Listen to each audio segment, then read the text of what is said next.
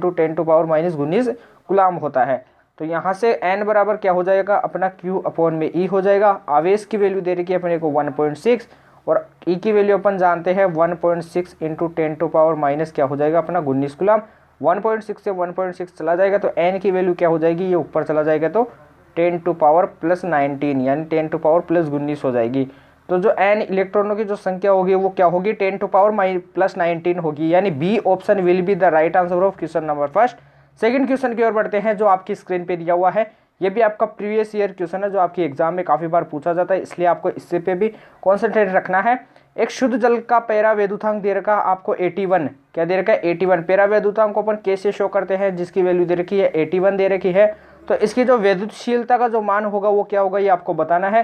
जो विद्युतशीलता होती है इसको एप्सिलॉन नोट से शो किया जाता है, तो इसकी वैल्यू अपने को ज्ञात करनी है। क्या करनी है, इसकी वैल्यू अपने को ज्ञात करनी है, एप्सिलॉन से बताना है, एप्सिलॉन नोट नहीं होगा सॉरी, एप्सिलॉन से इसे शो करते हैं। तो आपको पता है कि जो ER या फिर जो K होता है, जो पैरा वैद्युतांक होता है, इसका फॉर्मूला होता है माध्यम में विद्युतशीलता अपॉन में क्या होती है निर्वात में विद्युतशीलता, यानी सॉरी E अपॉन में क्या होता है E नोट होता है। तो यहाँ से नोट कीजिए फॉर्मूले को, तो K इज इक्वल टू या फिर ER इज इक्वल टू जो फॉर्मूला होता है वो होता है आपका E अपॉन में E एप्सिलॉन नोट।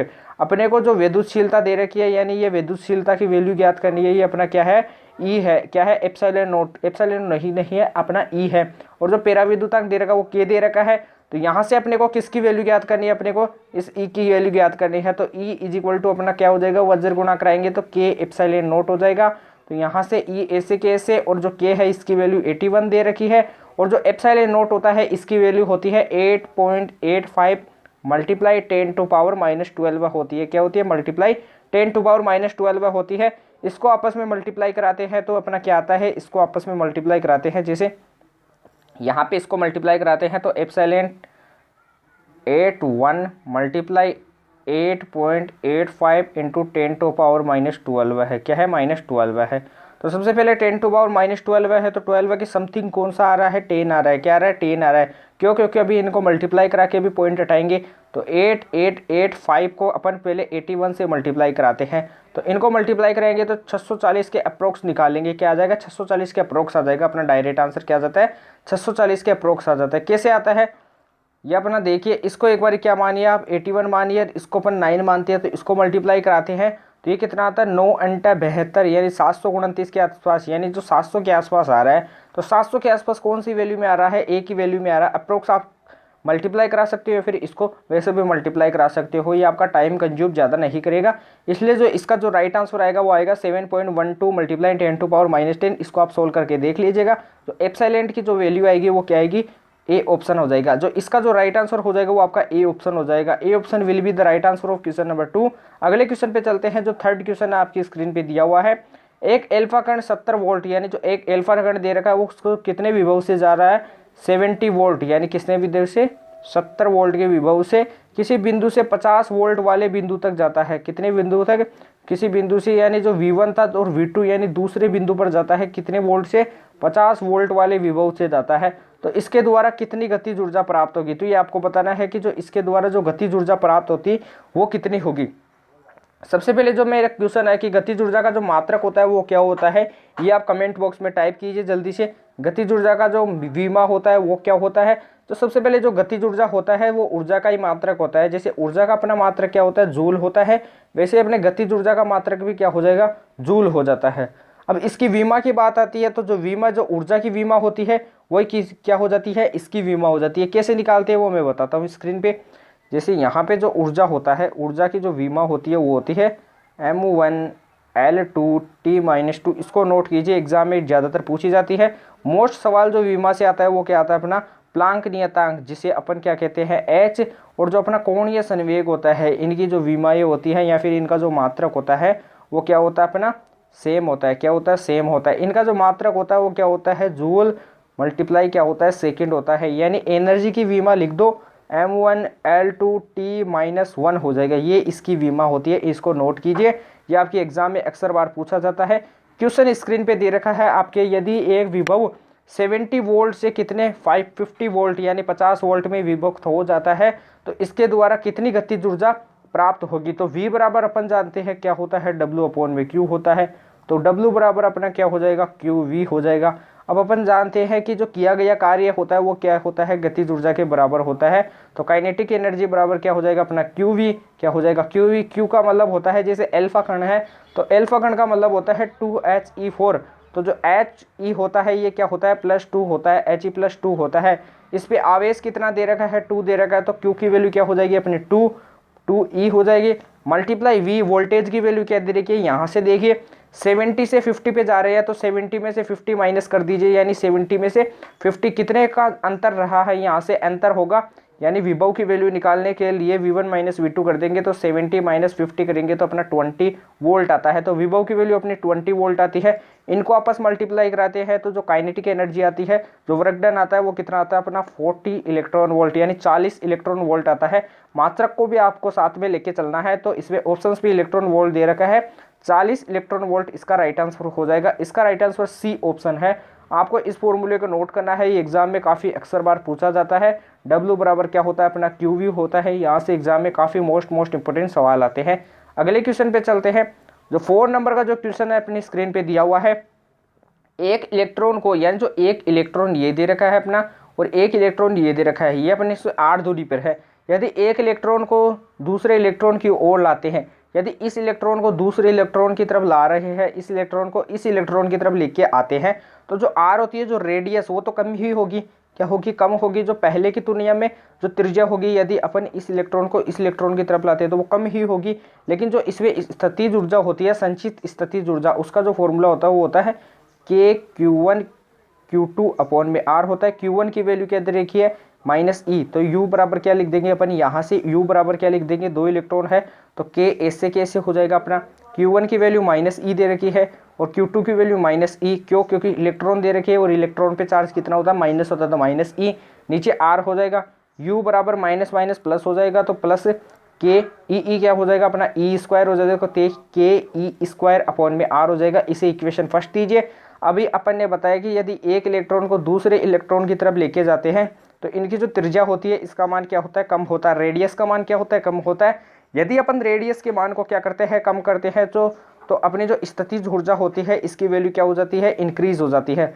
यानी जो स्थितिज ऊर्जा होती है वो समानुपाती किसके होती है, 1/r के होती है, रेडियस के व्युत्क्रमण यानी जो व्युत्क्रम में समानुपाती होती है। तो इसके जो R की वैल्यू कम करेंगे तो यहाँ से स्थितिज ऊर्जा पोटेंशियल एनर्जी की वैल्यू क्या होती है, इंक्रीज होती है। दोनों में क्या होता है, इन्वर्सली का क्या होता है, प्रोपोर्शनल का संबंध होता है। तो इसका जो राइट आंसर हो जाएगा वो क्या हो जाएगा, बढ़ती है। स्थितिज ऊर्जा का मान क्या होता है, बढ़ता हुआ। अगले क्वेश्चन पे चलते हैं। 5 नंबर का जो क्वेश्चन अपनी स्क्रीन पे दिया हुआ है, उससे पहले बताना है कि जो प्रकाश होता है वो कितनी वेलोसिटी से गमन करता है, 3 × 10⁸ मीटर पर सेकंड के वेलोसिटी से गमन करता है। एक क्वेश्चन है कि समविभव पृष्ठ से निर्गत फ्लक्स क्या होता है। जो समविभव पृष्ठ होता है, समविभव पृष्ठ, उससे जो निर्गत फ्लक्स होता है वो क्या होता है, इसको नोट कीजिए, समविभव पृष्ठ से निर्गत फ्लक्स, इसको नोट कीजिए। समविभव पृष्ठ से जो निर्गत फ्लक्स होता है वो क्या होता है, फ्लक्स को अपन फाई से शो करते हैं। ये पृष्ठ के क्या होता है, हमेशा लंबवत होता है। क्या होता है, पृष्ठ के लंबवत होता है। और आपको बता दूं, बिंदु सोर्स के कारण जो समविभव पृष्ठ बनता है वो कैसा बनता है, गोल या गोलाकार बनता है। और जो रेखीय स्रोत के कारण बनता है वो क्या बनता है, अपना बेलनाकार बनता है। क्या बनता है, बेलनाकार बनता है। तो इसको आपको क्या करना है, नोट करना है। ये दोनों क्वेश्चन भी आपकी एग्जाम में पूछे जाते हैं, इनको भी नोट करना है। तो इस क्वेश्चन पे चलते हैं। 1 माइक्रोफेरेड धारिता वाली एक आवेशित बूंद 8 छोटी छोटी बूंदों में विभक्त हो जाती है, तो प्रत्येक छोटी बूंद की धारिता क्या होगी। मैंने फॉर्मूला बताया था कि Cb is equal to n की पावर 1/3 मल्टीप्लाई Cs होता है। सबसे पहले मैं बताता हूँ इनमें संबंध क्या होता है। B का मतलब होता है बिग यानी बड़ी बूंद की धारिता बराबर n की पावर 1/3 मल्टीप्लाई Cs का मतलब क्या हो जाता है, अपने स्मॉल छोटी बूंद की धारिता। तो अपने को यदि बड़ी बूंद की धारिता दे रखी है, कितनी दे रखी है, 1 माइक्रोफेरेड, और अपने को छोटी बूंद की धारिता पूछ रही है, तो इसको अपन क्या मान लेंगे, Cs मान लेते हैं, फिर C मान लेते हैं। तो n की वैल्यू दे रखी है अपने को 8 दे रखी है, n की वैल्यू। Cb की वैल्यू अपने को क्या दे रखी है, 1 माइक्रोफेरेड दे रखी है। और जो Cs है इसकी वैल्यू अपने को क्या करनी है, ज्ञात करनी है। यहाँ से फॉर्मूले में पुट करते हैं।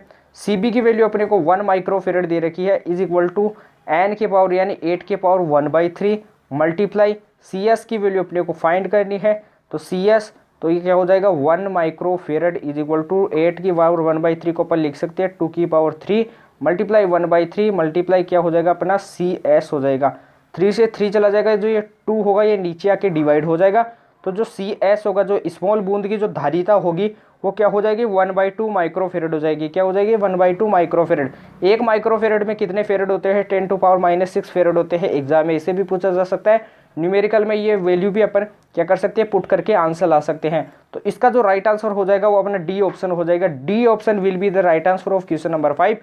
अगले क्वेश्चन पे चलते हैं, जो 6 नंबर का जो क्वेश्चन अपनी स्क्रीन पे दिया हुआ है। यदि 10 माइक्रोफेरेड धारिता वाली एक प्लेट जो 8 सेमी दूरी पर है, यदि प्लेटों के बीच की दूरी घटाकर 4 सेमी कर दी जाती है, अर्थात दो संधारित्र की दो प्लेटें दे रखी है, इनके बीच में आपको चार्ज पता है minus plus plus minus minus होता है, बीच में आपका क्या होता है, विद्युत क्षेत्र होता है मिड में। लेकिन ये क्या होती है, संधारित्र प्लेटें होती है जो दो होती है, प्लस एक के लिए प्लस सिग्मा होता है, एक के लिए माइनस सिग्मा होता है। इनको भी नोट कीजिए। इसमें क्या दे रखा है, जो इसकी धारिता दे रखी है सी की वैल्यू वो दे रखी है 10 माइक्रोफेरेड। यदि बोल रहा है कि यदि प्लेटों की जो दूरी थी पहले कितनी थी, 8 सेमी थी, पहले कितनी थी, 8 सेमी थी। अब यदि इसको घटाकर कितनी सेमी कर दिया जाता है, 4 सेमी। यदि 8 सेमी से 4 सेमी करते हैं तो कितने का परिवर्तन होता है, यानी आधी कर दिया जाता है। जो पहले की तुलना में दूरी को क्या कर दिया जाता है, आधी कर दिया जाता है। तो सबसे पहले जो फॉर्मूला होता है धारिता का वो क्या होता है, C is equal to A epsilon naught upon में क्या होता है, स्मॉल डी होता है। इसको आपको नोट करना है। यदि डी की वैल्यू पहले कितनी थी 8 और फिर कितनी कर देती है 4, तो ये कितनी हो जाती है, आधी हो जाती है। 8 का आधा कितना होता है 4, तो यहाँ से डी की वैल्यू क्या कर दी जाती है, आधी कर दी जाती है। इसे सी डेज मानिए, क्या मानिए, सी डेज। तो सी डेज इज इक्वल टू ये 2 ऊपर चला जाएगा तो 2 एप्सिलॉन नॉट अपॉन में डी। सी डेज क्या है, ये अपनी नई वाली धारिता है। जब अपन डी यानी दूरी को क्या कर देते हैं, आधी, यानी 8 से 4 पे जाते हैं तो आधी होती है। तो 2 मल्टीप्लाई अपना क्या हो जाएगा सी, तो सी डेस बराबर क्या हो जाएगा अपना 2c। सी डेस बराबर अपना क्या हो जाएगा 2c। अब 2 ऐसे कैसे, सी की वैल्यू अपने को दे रखी है पहले वाले की धारिता 10 माइक्रोफेरेड, तो ये कितना हो जाएगा, 10 को मल्टीप्लाई कराएंगे 2 से तो ये अपना 20 माइक्रोफेरेड आ जाएगा। इसका राइट आंसर है। तो इसका राइट आंसर क्या हो जाएगा, बी ऑप्शन हो जाएगा। अगले क्वेश्चन पे चलते हैं। नेक्स्ट क्वेश्चन 7 नंबर का जो क्वेश्चन अपनी स्क्रीन पे दिया हुआ है। यदि आपको दिया हुआ है अनुप्रस्थ काट का क्षेत्रफल दे रखा है, एरिया दे रखा है 0.1 स्क्वायर मीटर स्क्वायर दे रखा है, यदि प्रति सेकंड 6.25 गुणा 10 की पावर 18 इलेक्ट्रॉनों का प्रवाह होगा, कितने प्रति सेकंड, इसके प्रति सेकंड इतने का प्रवाह होगा, तो धारा का मान क्या होगा ये आपको बताना है। तो धारा का जो मान होगा, यानी जो n की वैल्यू दे रखी है वो दे रखी है 6.25 मल्टीप्लाई 10 टू पावर 18 दे रखे है। इलेक्ट्रॉनों का प्रवाह होता है तो धारा का मान क्या होगा, धारा बराबर क्या होता है, Q बराबर IT होता है। तो I बराबर क्या होता है, Q अपॉन में T होता है। तो अपन यहाँ से क्या करेंगे, Q को क्या लिख सकते हैं, NE अपॉन में क्या हो जाएगा अपना T हो जाएगा। T मतलब प्रति सेकंड, तो T की वैल्यू क्या दे रखी है अपने को 1 सेकंड दे रखी है। जो E होता है इसकी वैल्यू अपन जानते हैं 1.6 इंटू 10 टू पावर -19 क्या होती है, कूलाम होती है। इसको भी आपको क्या करना है, नोट करना है। सभी वैल्यूज अपन यहाँ पे पुट करते हैं। तो I is equal to NE upon में T। तो I is equal to N की वैल्यू अपने को दे रखी है 6.25 मल्टीप्लाई 10 टू पावर 8 मल्टीप्लाई अपना क्या हो जाएगा, E की वैल्यू होती है 1.6 इंटू 10 टू पावर -19 कूलाम। और ये क्या दे रखा है अपना 8 दे रखा है, 8 दे रखा है। नीचे T की वैल्यू 1 हो जाएगी। अब इनको आपस में मल्टीप्लाई कराते हैं तो नीचे यानी जो पॉइंट हटेगा यहाँ से, सबसे पहले बात आती है यहाँ से जो 18 है इसमें से जाएगा तो ये क्या हो जाएगा अपना I is equal to 6.25 multiply 1.6 multiply 10⁻18 में से 10⁻−19 जाता है तो 10⁻−1 बचता है। अब नीचे पॉइंट हटाते हैं, अगली स्क्रीन पे इनके पॉइंट हटाते हैं, तो I is equal to 6.25 multiply 1.6 into 10⁻−1 और नीचे यदि पॉइंट को हटा दे तो इधर क्या लगता है 100 लगता है और इसके पॉइंट को हटा दे तो नीचे क्या बचता है अपना 10 बचता है। और इस 10 को भी अपन नीचे लेके आते हैं तो ये क्या हो जाता है +10⁻1 हो जाता है। यहाँ से इसको हटा देंगे तो I is equal to 625 multiply 16 upon में क्या हो जाएगा अपना 100 मल्टीप्लाई क्या हो जाएगा 100 हो जाएगा। इसको डिवाइड करते हैं तो एक 25 के फाड़े से इसको डिवाइड कर 25 चौके 100, 25 को यदि 25 से यानी 25 को 25 से मल्टीप्लाई कराते हैं तो 625 आता है और 25 चौके क्या हो जाएगा अपना 100 हो जाएगा। 25 चौके क्या हो जाएगा अपना 100 हो जाएगा। यहाँ से थोड़ा इसमें क्या हो रहा है मिस्टेक हो रहा है, 25 का जो वर्ग होता है स्क्वायर होता है वो अपना क्या होता है 25 का जो स्क्वायर होता है वो अपना 625 होता है। तो 25 चौके अपना क्या हो जाएगा 100 हो जाएगा। तो यहाँ से तो पूरा फाड़ा ही कट रहा है, यानी यहाँ से तो आंसर अपना 0 आ रहा है। यहाँ से सॉरी अपने को जो एरिया भी तो दे रखा है, अपने को एरिया भी दे रखा है, अपने एरिया को काम में नहीं लिया तो अपने को एरिया भी काम में लेना है। तो इसके ऊपर इसमें क्या है थोड़ी सी आपको क्या दे रखी है ऑप्शंस में मिस प्रिंटिंग दे रखी है, अपन ने राइट किया है। जैसे 4 को मल्टीप्लाई कराएंगे 4 से तो अपना क्या हो जाएगा 16 हो जाएगा। तो 16 से यानी 4 जो क्या होता है 16 और 4 से 4 चला जाएगा तो I की वैल्यू जो आएगी वो क्या आएगी अपनी 1 एम्पियर आएगी। जो I की वैल्यू यानी जो करंट की वैल्यू आएगी वो क्या आएगी 1 एम्पियर आएगी। तो इसका जो राइट आंसर हो जाएगा वो 1 एम्पियर कर लीजिए, जो डी ऑप्शन में कर लीजिए आप, इसको 10 को 1 कर लीजिए। जो इसका राइट आंसर हो जाएगा वो क्या हो जाएगा 1 एम्पियर। धारा की वैल्यू क्या हो जाएगी 1 एम्पियर। अगले क्वेश्चन पे चलते हैं। एक तांबे के तार को खींचकर 0.9% लंबाई बढ़ा दी जाती है तो इसके प्रतिरोध का जो मान होगा वो क्या होगा। सबसे पहले यदि अपन लंबाई को खींचते हैं तो इसका जो प्रतिरोध होता है वो समानुपाती होता है R समानुपाती L स्क्वायर के। तो यहाँ से अपन क्या करेंगे डेल R अपॉन में R मल्टीप्लाई अपने को 100 ज्ञात करना है। प्रतिरोध में यानी जो परिवर्तन की दर होगी वो क्या होगी, तो ये 2 आगे आ जाएगा, पावर आगे आ जाती है 2 मल्टीप्लाई डेल L अपॉन में L मल्टीप्लाई 100 हो जाएगा। यानी जो लंबाई में परिवर्तन हो रही है वो कितनी हो रही है 0.9। तो यहाँ से 2 से मल्टीप्लाई यानी 2 मल्टीप्लाई क्या हो जाएगा 0.9। तो ये डेल R अपॉन में R मल्टीप्लाई 100 की वैल्यू क्या हो जाएगी 2 इंटू 0.9 यानी 0 पॉइंट क्या हो जाएगी 1.8 हो जाएगी। क्या हो जाएगी 1.8 हो जाएगी। तो 1.8 ओम क्या हो जाएगा, यानी इसमें प्रतिरोध में परिवर्तन की दर हो जाएगी। जो आपका कौन सा ऑप्शन है, आपका ए ऑप्शन है। A option will be the right answer of question number 8। अगले क्वेश्चन पे चलते हैं। 9 नंबर का जो क्वेश्चन अपनी स्क्रीन पे दिया हुआ है उससे पहले बताना चाहता हूँ कि जो 1/10 ओम प्रतिरोध के 10 प्रतिरोधों से सबसे कम कितना प्रतिरोध बनाया जा सकता है से बोल रहा है कि यानी जो ओम दे रखा है आर की वैल्यू दे रखी है अपने को 1/10 ओम दे रखी है। इस यदि अपन एन यानी 10 अपन क्या लेते हैं प्रतिरोध 10 प्रतिरोध लेते हैं, एन की वैल्यू 10 लेते हैं तो इससे सबसे कम कितना प्रतिरोध बनाया जा सकता है। जब भी सबसे कम बोला जाता है तो इसमें कौन सी कंडीशन लगाते हैं अपन पैरेलल की लगाते हैं, क्योंकि जो पैरेलल होता है यानी जो समांतर क्रम होता है इसमें क्या आता है सबसे कम प्रतिरोध आता है। इसको आपको नोट करना है। और जो समांतर क्रम के जो आर इक्विवेलेंट होता है क्या होता है आर इक्विवेलेंट, इसका फॉर्मूला होता है R अपॉन एन होता है। क्या होता है R अपॉन एन होता है, इसको भी नोट करना है। तो जो R इक्विवेलेंट होगा वो क्या होगा R अपॉन एन। R की वैल्यू अपने को दे रखी है 1/10 और n की वैल्यू अपने को क्या दे रखी है 10 दे रखी है। तो 10 मल्टीप्लाई 10 कितना हो जाएगा अपना 1/100 हो जाएगा। तो इसका जो राइट आंसर हो जाएगा वो 1/100 ओम हो जाएगा, डी ऑप्शन हो जाएगा। अगले क्वेश्चन पे चलते हैं। जो 10 नंबर का क्वेश्चन अपनी स्क्रीन पे दिया हुआ है। यदि 2 चालक तार जिनके प्रतिरोध अपने को क्रमशः दे रखे हैं, यदि 2 चालक तार दे रखे हैं प्रतिरोध यानी एक दे रखा है अपने को R1 दे रखा है 30 ओम दे रखा है और जो R2 दे रखा है वो अपना को क्या दे रखा है 60 ओम यानी 60 ओम दे रखा है। तो यदि विभव की वैल्यू दे रखी है अपने को 2 वोल्टेज दे रखी है, कितनी 2 वोल्ट दे रखी है, तो धारा का मान क्या होगा, यानी जो धारा होगी यानी जो करंट होगा उसका मान क्या होगा। अपन जानते हैं फॉर्मूला V बराबर क्या होता है अपना IR होता है। I बराबर क्या होता है अपना V अपॉन R होता है। क्या होता है V अपॉन R होता है। इसको नोट कीजिए। इससे आगे सोल्व करते हैं, इससे अगली स्क्रीन पे सोल्व करते हैं। तो I बराबर अपना क्या हो जाएगा V अपॉन अपना क्या हो जाएगा R हो जाएगा। अब R की वैल्यू V की वैल्यू अपने को 2 दे रखी है और R की वैल्यू अपने को क्या क्या दे रखी है, यहाँ से R की वैल्यू दे रखी है अपने को 30 और आपको क्या दे रखी है 60 यानी 60 दे रखी है। अब 2 चालक तार है और इनके प्रतिरोध अपने को क्या दे रखे हैं, 2 दे रखे हैं। तो अपन क्या करेंगे, ये 2 प्रतिरोध दे रखे हैं और ये विभव की वैल्यू दे रखी है आई। सबसे पहले आप मुझे बताइए कि आई होता है यानी जो धारा होता है, इसका जो मात्रक होता है वो क्या होता है, ये आप कमेंट बॉक्स में जल्दी से टाइप कीजिए। जो धारा होती है, जो इसका मात्रक होता है वो अपना क्या होता है, एम्पियर होता है। क्या होता है अपना, एम्पियर होता है। इसको नोट कीजिए। और आपसे क्वेश्चन है कि जो प्रतिरोध होता है उसका मात्रक ओम होता है, जो विभव होता है उसका मात्रक क्या होता है, वोल्ट होता है यानी वोल्टेज होता है। और जैसे क्वेश्चन होते हैं, जैसे प्रतिरोधकता जो होती है वो किस पे डिपेंड होती है, ये आपको बताना है। जो प्रतिरोधकता होती है वो किस पे डिपेंड होती है, प्रतिरोधकता हमेशा जो रो होता है वो हमेशा टेम्परेचर और आपकी जो नेचर होती है उस पर डिपेंड होता है। इसको आपको क्या करना है, नोट करना है।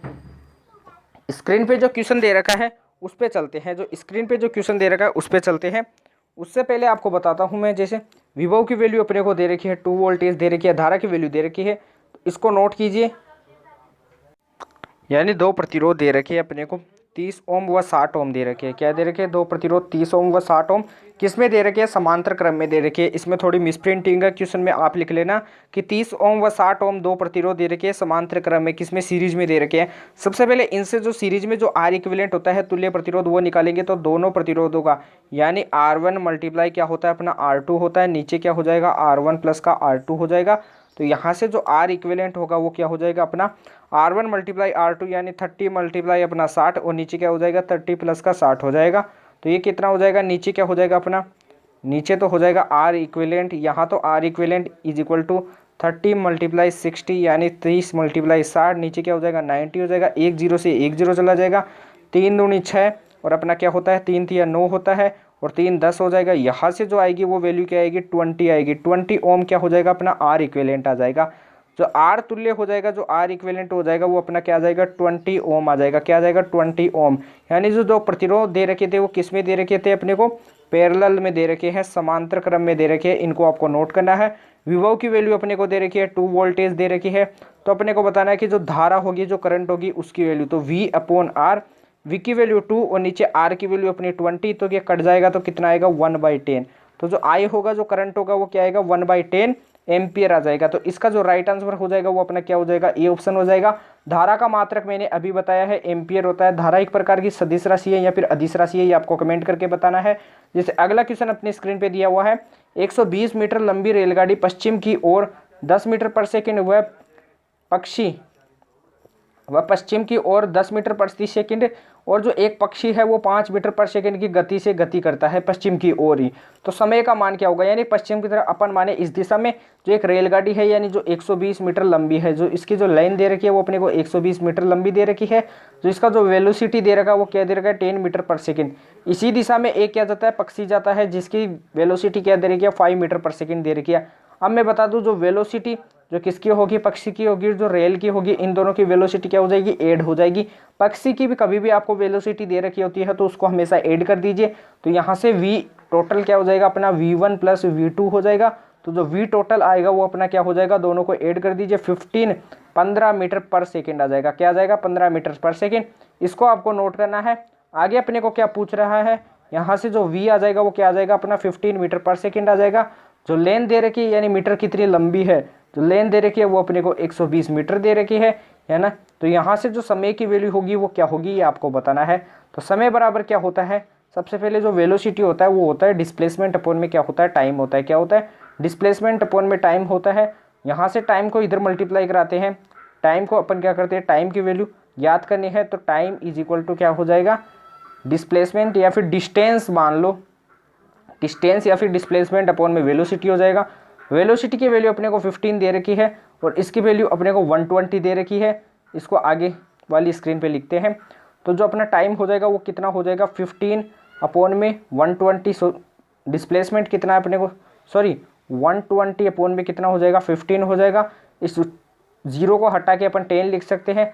5 दूनी 10 होता है, 5 3 15 होता है, 3 चौक 12 होता है। तो जो टी की वैल्यू आएगी वो अपनी कितनी आएगी, 8 सेकंड आएगी। कितनी आएगी, 8 सेकंड। लंबी का मतलब हो जाता है कि इसकी जो विस्थापन या फिर जो इसकी डिस्टेंस दे रखी है वो दे रखी है। इसका जो राइट आंसर हो जाएगा वो अपना डी ऑप्शन हो जाएगा। डी ऑप्शन इसका करेक्ट आंसर है। अगले क्वेश्चन पे चलते हैं, जो 12वें नंबर का क्वेश्चन अपनी स्क्रीन पे दिया हुआ है। यदि आपको दे रखा है 20 मीटर पर सेकंड के एक समान वेग से एक कार ब्रेक लगाने पर, यदि आपको बोला जाता है कभी भी कार ब्रेक लगाती है तो उसमें यदि अपने को जो एक्सेलरेशन आता है वो किस में आता है, नेगेटिव में आता है, ये आपको पता होना चाहिए। ब्रेक लगाने पर 10 मीटर की दूरी पर विराम में आ जाती है, ब्रेक लगाने के बाद में विराम में आती है, तो इसका मतलब अपन विरुद्ध कार्य कर रहे हैं, तो इसमें नेगेटिव चिन्ह आएगा। तो यहाँ से अपने को एक समान वेलोसिटी की वैल्यू दे रखी है 20 मीटर पर सेकंड दे रखी है, और यहाँ से ब्रेक लगाने पर ही क्या हो जाता है, 10 मीटर की दूरी पर रुक जाती है। तो यहाँ से जो दूरी दे रखी है डी की वैल्यू यानी दूरी दे रखी है अपने को, वो क्या दे रखी है, 10 मीटर दे रखी है, 10 मीटर। तो अपने को विराम में जो एक्सेलरेशन होगा वो बताना है, क्या होता है विराम में जो एक्सेलरेशन होगा, सबसे पहले विराम में आ जाती है, तो अपने को u की वैल्यू दे रखी है ये, क्योंकि विराम से पहले की जो वेलोसिटी होती है उसे u से शो किया जाता है, विराम में आ जाती है, इसका मतलब जो v होगा इसकी वैल्यू अपने को 0 दे रखी है, विराम का मतलब v की वैल्यू 0 दे रखी है। यहाँ से अपने को h की वैल्यू बोल दो, चाहे अपन किसकी वैल्यू बोल सकते हैं, d की वैल्यू बोल दो, चाहे s की वैल्यू बोल सकते हैं। अब अपन फॉर्मूला लगाते हैं, जो गति का लॉ होता है v स्क्वायर बराबर u स्क्वायर प्लस का 2as या फिर 2ah होता है। अब v की वैल्यू यहाँ पे 0 दे रखी है, v की वैल्यू 0 दे रखी है, और एक्सेलरेशन आएगा वो किस में आएगा, नेगेटिव में आएगा। तो यहाँ पे अपन नेगेटिव ले लेंगे, एक्सेलरेशन नेगेटिव होगा तो नेगेटिव हो जाएगा। तो v की value 0 is equal to u square, sorry 0 नहीं लेंगे, अभी नहीं लेंगे, आपको एक्सेलरेशन नेगेटिव निकालना है। तो यू स्क्वायर प्लस का 2as, यू स्क्वायर इधर चला जाएगा या फिर इसको इधर लेके चले जाएंगे, तो यू स्क्वायर जो होगा वो किसके इक्वल होगा, u square is equal to minus of 2as होगा। u की वैल्यू अपने को दे रखी है कितनी, 20 मल्टीप्लाई 20 हो जाएगा, इसका स्क्वायर क्या हो जाएगा, 20 मल्टीप्लाई 20 हो जाएगा। अब ये क्या हो जाएगा, यहाँ पे प्लस 2as है, सॉरी यहाँ पे माइनस 2as है, तो माइनस इधर मल्टीप्लाई करा देंगे, नीचे आ जाएगा 2। a की वैल्यू अपने को नहीं दे रखी, तो a की वैल्यू अपने को ज्ञात करनी है, s की वैल्यू अपने को दे रखी है 10 मीटर, तो 10 हो जाएगा। 10 मल्टीप्लाई 2 क्या होता है अपना 20 होता है, तो 20 से एक 20 चला जाएगा, तो जो एक्सेलरेशन होगा, जो अपना त्वरण होगा, इसकी वैल्यू क्या आ जाएगी, माइनस ऑफ 20 मीटर पर सेकंड स्क्वायर आ जाएगी। जो आपका जो राइट आंसर हो जाएगा वो क्या हो जाएगा, बी ऑप्शन हो जाएगा। अगले क्वेश्चन पे चलते हैं, जो 13 नंबर का जो क्वेश्चन अपनी स्क्रीन पे दिया हुआ है, 2 मीटर पर सेकंड स्क्वायर, ये क्या दे रखा अपने को, एक्सेलरेशन दे रखा है 2 मीटर पर सेकंड स्क्वायर दे रखा है। यदि पिंड का वेलोसिटी अपने को क्या दे रखा है, 10 मीटर पर सेकंड दे रखा है, क्या दे रखा है, 10 मीटर पर सेकंड दे रखा है, इसको आपको नोट करना है।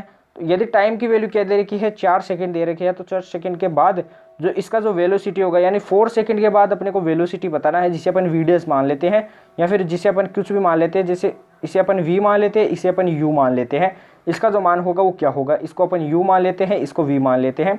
तो यहाँ से इसमें फॉर्मूला लगाते हैं। सबसे पहले अपने को u की वैल्यू दे रखी है, u की वैल्यू दे रखी है 10 मीटर पर सेकंड दे रखी है। वापस से बताते हैं एक बार इसको, एक्सेलरेशन की वैल्यू दे रखी है 2 दे रखी है, टाइम की वैल्यू 4 दे रखी है, और v की वैल्यू अपने को ज्ञात करनी है। तो v बराबर क्या होता है अपना, u प्लस 80 होता है, क्या होता है, u प्लस 80 होता है।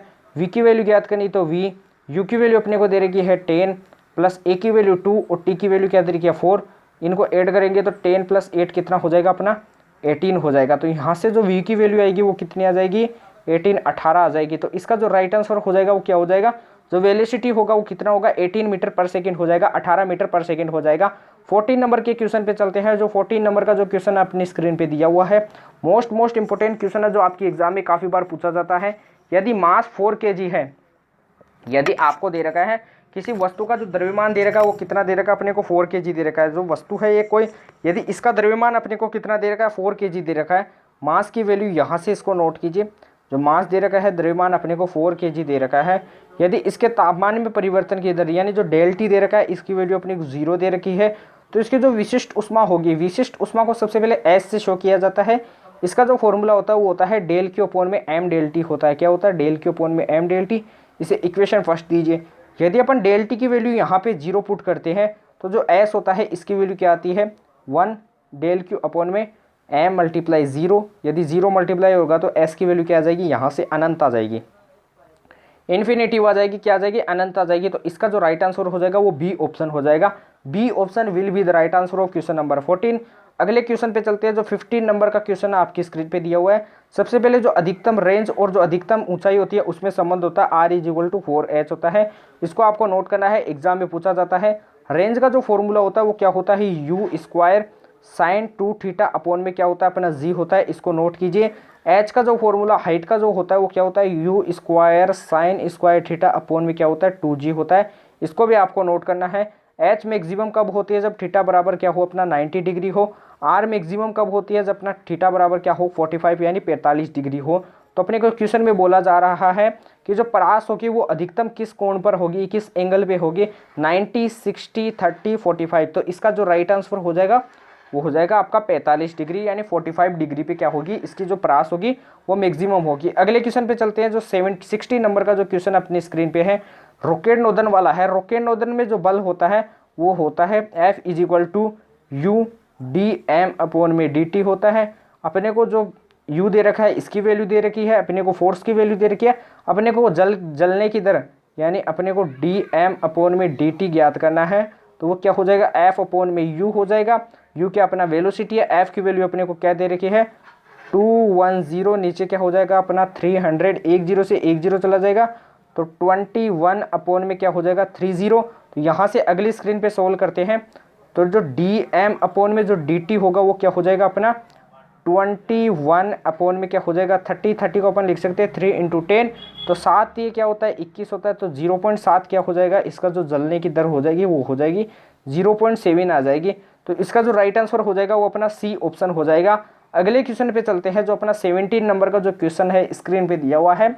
यदि एक लिफ्ट का अपने को मास दे रखा है, जो द्रव्यमान है वो दे रखा है 500 kg दे रखा है, कितना 500 kg दे रखा है। इसका जो एक्सेलरेशन है वो दे रखा है अपने को 2 मीटर/सेकंड दे रखा है। यदि त्वरण से ऊपर की ओर कोई लिफ्ट जाती है तो इसके द्वारा जो केबिल में जो तनाव होगा वो क्या होगा। यदि लिफ्ट क्या होती है ऊपर की तरफ जाती है तो इसमें जो तनाव होता है वो क्या होता है T बराबर या फिर R बराबर क्या होता है M कोष्टक G + A होता है, इसको आपको नोट करना है। यदि यह नीचे की तरफ आती है तो T बराबर क्या होता है M कोष्टक G - A, इसको भी नोट कीजिए। तो T बराबर क्या हो जाएगा, या फिर T बराबर जो तनाव होगा, टेंशन होगा, वो क्या होगा M कोष्टक G + A। G की वैल्यू अपन 10 मीटर/सेकंड भी मान सकते हैं या फिर G की वैल्यू 9.8 भी मान सकते हैं। तो M की वैल्यू क्या दे रखी है 500 दे रखी है, G की वैल्यू अपन 10 मानते हैं और प्लस क्या हो जाएगा एक्सेलरेशन की वैल्यू 2, तो 500 मल्टीप्लाई क्या हो जाएगा 12 है। 12 को 5 से मल्टीप्लाई कराते हैं तो 12 पंजे क्या होता है अपना 60 होता है, 12 5 क्या होता है 60 होता है, 60 होता है और 2 0 लगा देंगे तो 6000 यानी 6000 क्या हो जाएगा न्यूटन, इसका राइट आंसर हो जाएगा। इसमें जो तनाव होगा, जो टेंशन होगा वो क्या हो जाएगा 6000 हो जाएगा। अगले क्वेश्चन पे चलते हैं, इस फॉर्मूले को आपको नोट करना है। यदि लिफ्ट ऊपर की तरफ जाती है तो M कोष्टक G + A होता है, लिफ्ट नीचे की तरफ आती है तो M कोष्टक G - A होता है, इसको नोट कीजिए। अगले क्वेश्चन पे चलते हैं, अर्थ के केंद्र पर वस्तु का भार क्या होता है ये आपको बताना है। जो अर्थ होती है इसके केंद्र पर जो वस्तु का भार होता है वो हमेशा क्या होता है 0 होता है। ये आपको डायरेक्ट सी बात है, ये आपको पता है। जो ये अपनी क्या होती है पृथ्वी होती है, ये अपनी अर्थ होती है। यहाँ पे अपना इक्वेटर होता है, यहाँ पे पोल होता है। इक्वेटर से यदि पोल की तरफ यानी भूमध्य रेखा से अपन क्या जाते हैं, विषुवत रेखा से अपन क्या जाते हैं ध्रुव की तरफ जाते हैं, पोल की तरफ जाते हैं। तो जो जी होता है इसका मान यानी गुरुत्वीय त्वरण का मान क्या होता है बढ़ता है, और जो भार होता है इसका मान भी बढ़ता है। यदि पोल से ई की तरफ आते हैं तो जी का मान घटता है और भार का मान भी घटता है। यहाँ से भी मोस्ट इंपोर्टेंट क्वेश्चन बनता है, एक फॉर्मूला होता है, इसको नोट कीजिए, G' = G - omega square R cos square lambda होता है। तो G' पे जो गुरुत्वीय त्वरण यानी पोल पे जो गुरुत्वीय त्वरण होता है इसका मान नो चेंज होता है, क्योंकि लैम्डा थीटा की वैल्यू अपन 90 मानते हैं और G' बराबर G आ जाता है। अगले क्वेश्चन पे चलते हैं, 19 नंबर का जो क्वेश्चन अपनी स्क्रीन पे दिया हुआ है। यदि कृत्रिम उपग्रह में एक सरल लोलक का टाइम पीरियड होगा, कृत्रिम उपग्रह में जो एक कृत्रिम उपग्रह होता है, सबसे पहले जो टाइम पीरियड का फॉर्मूला होता है वो क्या होता है T बराबर 2π√L/g। क्वेश्चन क्या बनता है कि लेंथ को अपन क्या कर देते हैं 4 गुना कर देते हैं, तो टाइम पीरियड क्या हो जाएगा 2 गुना हो जाएगा, क्योंकि 4 अंदर लिखेंगे तो 4 बाहर आएगा तो 2 हो जाएगा, तो 2 गुना हो जाएगा। तो T' बराबर क्या हो जाएगा 2T। सरल लोलक यानी जो कृत्रिम उपग्रह होता है इसका जो सरल लोलक का जो आवर्तकाल होता है वो क्या होता है, यहाँ पे जो G होता है इसकी वैल्यू क्या होती है 0 होती है, तो इसका जो आवर्तकाल होता है वो क्या होता है अपना अनंत हो जाता है। राइट आंसर बी हो जाएगा। नेक्स्ट क्वेश्चन पे चलते हैं। सबसे पहले जो ट्रांसफार्मर होता है वो क्या कार्य करता है, एसी वोल्टेज को अप या फिर डाउन करता है, एसी वोल्टेज को ज़्यादा या फिर कम करता है। एमीटर का जो कार्य होता है वो क्या होता है, धारा का मापन करना होता है। इसको आपको मोस्ट इंपोर्टेंट लगा लेना है, ऐसा क्वेश्चन आपके एग्जाम में एक अवश्य आएगा, इसलिए आपको क्या करना है इस क्वेश्चन को मोस्ट इंपोर्टेंट लगा लेना है। ऐसे जैसे भी क्वेश्चन आते हैं वो आपको मैं ऐसे एक स्क्रीनशॉट वाली पीडीएफ में करा दूंगा, जैसे जो ऐसे वाले सारे क्वेश्चन जो आपकी एग्जाम में जो मोस्ट इंपोर्टेंट होते हैं। ओम का नियम ये भी आपका मोस्ट इंपोर्टेंट है। सबसे पहले जो ओम का नियम होता है वो किस में लागू होता है, वो हमेशा चालकों में लागू होता है, सभी प्रकार के चालक में लागू होता है। ओम का नियम किस में लागू नहीं होता है, ये मोस्ट इंपोर्टेंट आता है। उससे पहले जो विद्युत बल्ब का जो फिलामेंट बना होता है वो किसका बना होता है, टंगस्टन का बना होता है। किसका बना होता है, टंगस्टन का बना होता है, इसको भी नोट करना है। और जो ओम का नियम किसके लिए लागू नहीं होता है, डायोड के लिए, ट्रांजिस्टर के लिए या फिर अर्धचालक के लिए, सेमीकंडक्टर के लिए, तो इसका जो राइट आंसर हो जाएगा वो अपना ओल हो जाएगा। ये सभी के लिए लागू नहीं होता है। डायोड अपना हो जाएगा, ट्रांजिस्टर अपना हो जाएगा और अपना अर्धचालक हो जाएगा। तो इन तीनों को आपको क्या करना है, नोट करना है। अगले क्वेश्चन पे चलते हैं। अपवहन वेग, सबसे पहले जो अपवहन वेग है इसको वी से शो किया जाता है, वी से शो किया जाता है। अपवहन वेग क्या होता है, एक चालक धातु होती है, इसमें यदि अपन करंट नहीं देती है तब तक ये इलेक्ट्रॉन आपस में टक्कर करके अपना क्या कर देते हैं, ऊर्जा का ह्रास कर देते हैं, ऊर्जा को नष्ट कर देते हैं। यदि इनमें अपन करंट देते हैं तो ये इलेक्ट्रॉन एक दिशा में क्या करते हैं, गति करने लगते हैं। इसी एक दिशा में गति करने को अपन क्या कहते हैं, अपवहन वेग कहते हैं। जो इसका जो कोटि होता है, जो इसका मान होता है वो क्या होता है, 10⁻⁻⁴ मीटर पर सेकेंड होता है। इसको आपको नोट करना है। कुछ क्वेश्चन मेरे दिमाग में आ रहे हैं, जैसे 1 kWh की वैल्यू क्या होती है, 3.6 × 10⁵ क्या होती है, 3.6 × 10⁵ होती है। और जो आपका जो एक अश्व शक्ति होता है, हॉर्स पावर होता है, इसकी वैल्यू होती है 746 वोट होती है। क्या होती है, 746 वोट होती है। इसको भी आपको नोट करना है, एग्जाम में काफ़ी बार पूछा जाता है, इसलिए नोट कीजिए। प्लांक नियतांक की वैल्यू 6.6 × 10⁻34 होती है, जूल × सेकेंड होती है। अगला क्वेश्चन क्या है, निम्न में से मंदक के रूप में किसे काम में लिया जाता है। भारी जल का फॉर्मूला होता है D2O। क्या होता है, D2O। इसका जो अणुभार या फिर इसका जो भार होता है वो क्या होता है, 20 होता है। क्या होता है, 20। ग्रेफाइट या फिर दोनों, तो इसका जो राइट आंसर हो जाएगा वो अपना क्या हो जाएगा, सी ऑप्शन हो जाएगा। दोनों को काम में लिया जाता है, जो अपना ग्रेफाइट हो जाएगा और अपना भारी जल हो जाएगा। तो इसका राइट आंसर सी हो जाएगा। एक बार आप दबा के वीडियो को लाइक कीजिए, वीडियो को शेयर कीजिए। उसके बाद अपन सेशन की एंडिंग करते हैं। जो आज का जो सेशन होता है वह यहीं पे कंप्लीट होता है। आज के सेशन के अपन ने जो लगभग 25 क्वेश्चन का जो टास्क होता है वो अपन कंप्लीट करते हैं। आपकी एग्जाम होती है बीएसएफ आरओ एंड आरएम में, इसमें 40 यानी 40 क्वेश्चन पूछे जाते हैं। अपने पास इतना टाइम नहीं रहता है कि अपन 40 क्वेश्चन का डिस्कशन कर ले, तो अपन ने काफ़ी सारे ऐसे क्वेश्चन का डिस्कस कर लिया है जो आपकी एग्जाम में काफ़ी बार पूछे जाते हैं। तो उन्हीं क्वेश्चंस को आपको क्या करना है, रिपीट करना है, उन्हीं क्वेश्चन का रिवीजन करना है। जो ब्रह्मास्त्र की क्लासें लगवाई जा रही है इनको क्या करना है, एंड तक देखना है, क्योंकि इनमें प्रीवियस ईयर क्वेश्चन आपके लिए लेके आए जाते हैं। अभी तक वीडियो को लाइक नहीं किया तो प्लीज़ वीडियो को लाइक कीजिए, शेयर कीजिए। चैनल को अभी तक सब्सक्राइब नहीं किया है तो प्लीज़ चैनल को सब्सक्राइब कर लीजिए, बेल आइकन प्रेस कर लीजिए। और हमारा जो टेलीग्राम चैनल है ऑनलाइन स्टडी के नाम से, उसे ज़रूर ज्वाइन कीजिए। डिस्क्रिप्शन में इसका क्या दे रखा अपने को आपको लिंक दिया हुआ है, इसको जाके फटाफट ज्वाइन कीजिए, क्योंकि यहाँ की जो PDF होती है आंसर सहित वो आपको टेलीग्राम चैनल पे मिल जाती है। और आपको जो हैंड रिटन नोट्स होते हैं जो आपके फिजिक्स के, वो भी आपको टेलीग्राम चैनल पे ही मिलते हैं। वो टेलीग्राम चैनल पे आपको ज़रूरी सूचनाएं भी दे दी जाती है। और अभी BSF आरओ एंड आरएम के एडमिट कार्ड नहीं आए, तो इसलिए आपको घबराने की ज़रूरत नहीं है, जल्दी आपके एडमिट कार्ड आ जाएंगे। तो अपन कल मिलते हैं ऐसे बेहतरीन सेशन के साथ। तब तक के लिए जय हिंद, जय भारत।